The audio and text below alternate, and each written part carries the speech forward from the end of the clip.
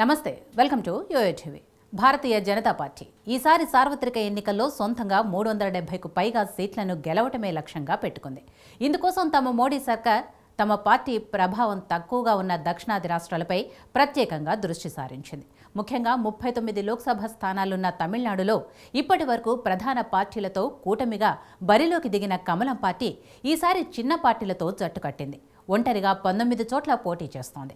BJP అనూహ్యంగా ఎక్కువ స్థానాల్లో పోటీ చేయడానికి ఆ పార్టీకి క్షేత్రస్థాయిలో పెరిగిన ఆదరణే కారణమని తెలుస్తోంది. తమిళనాడులో బీజేపీ పగ్గాలను మాజీ ఐపీఎస్ అధికారి అన్నామలై చేపట్టిన తర్వాత ఆ పార్టీలో జోష్ పెరిగింది.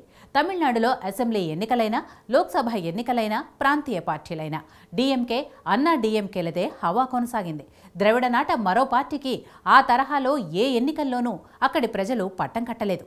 అయితే గతంలో అంతంత మాత్రంగా ఉన్న బీజేపీ తాజాగా పుంజుకుంటోంది.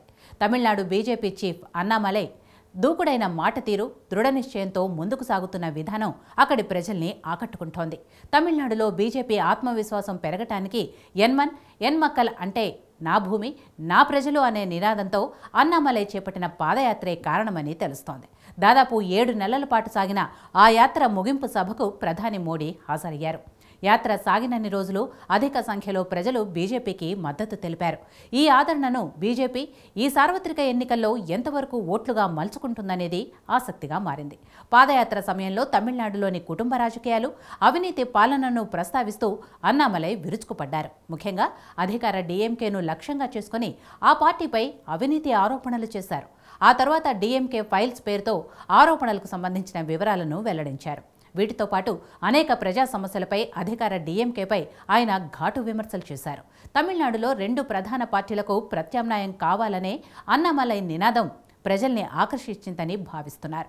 తమిళనాడులో ఒకరి తర్వాత ఒకరు అధికారం చేపడుతున్న డీఎంకే, అన్నా డీఎంకే తరహాలో బీజేపీకి సంప్రదాయ ఓటు బ్యాంకు లేదు. ముఖ్యంగా మైనార్టీలు, జాలర్లు, మహిళలు, ఇంకా కొన్ని వర్గాల్లో కమలం పార్టీకి ఆదరణ తక్కువ.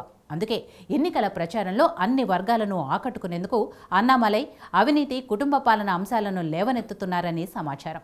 అన్నామలై పార్టీ పగ్గాలు చేపట్టిన తర్వాత బీజేపీ చాలా వరకు విస్తరించిందని తమిళనాడు బీజేపీ ఉపాధ్యక్షుడు చక్రవర్తి అన్నారు. అన్ని వర్గాలు, ముఖ్యంగా యువతలో తమ పార్టీకి మద్దతు పెరుగుతోందని చెప్పారు.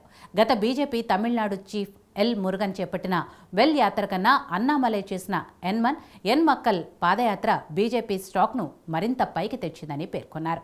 గతంతో పోలిస్తే తమిళనాడులో బీజేపీకి ప్రజల మద్దతు భారీ స్థాయిలో పెరిగిందని మాజీ ఎమ్మెల్సీ, తమిళనాడు, కర్ణాటక బీజేపీ జాతీయ కో ఇన్ఛార్జ్ డాక్టర్ పొంగులేటి సుధాకర్ రెడ్డి అన్నారు.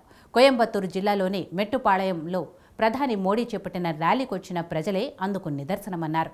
అన్నా డీఎంకేతో పొత్తు లేకుండా బరిలోకి దిగటంపై స్పందించిన ఆయన కొన్ని కారణాల వల్ల ఆ నిర్ణయం తీసుకోవాల్సి వచ్చిందని చెప్పారు. తమిళనాడులో బీజేపీ 19 స్థానాల్లో సొంతంగా పోటీ చేస్తోంది. ఆ పార్టీ మిత్రపక్షాలు 4 చోట్ల కమలం గుర్తుపై పోటీ చేయనున్నాయి.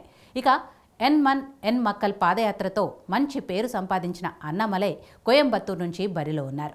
కోయంబత్తూరులో డీఎంకే, అన్నా డీఎంకే, బీజేపీ మధ్య ముక్కోణపు పోటీ ఉండనుంది. 2014, 2019 సార్వత్రిక ఎన్నికల్లో తమిళనాడులో బీజేపీ ప్రభావం చూపలేకపోయింది. 2014లో బీజేపీ, ఆ పార్టీ మిత్రపక్షం పీఎంకే కేవలం చెరో సీటు మాత్రమే గెలుచుకున్నాయి. మరోవైపు అప్పటి సీఎం జయలలిత నేతృత్వంలోని అన్నా డీఎంకే 37 చోట్ల విజయ భేరి మోగించింది. 2019లో గతంలో గెలిచిన కన్యాకుమారి సీటును బీజేపీ కాపాడుకోలేకపోయింది. ఆ ఎన్నికల్లో అన్నా డీఎంకే కూడా ఘోరంగా విఫలమైంది. కేవలం తేని సీటును మాత్రమే గెలుచుకుంది. 2019 సార్వత్రిక ఎన్నికల్లో 24 చోట్ల డీఎంకే విజయం సాధించింది. ఆ పార్టీ మిత్రపక్షాలు 14 స్థానాల్లో గెలుపొందాయి.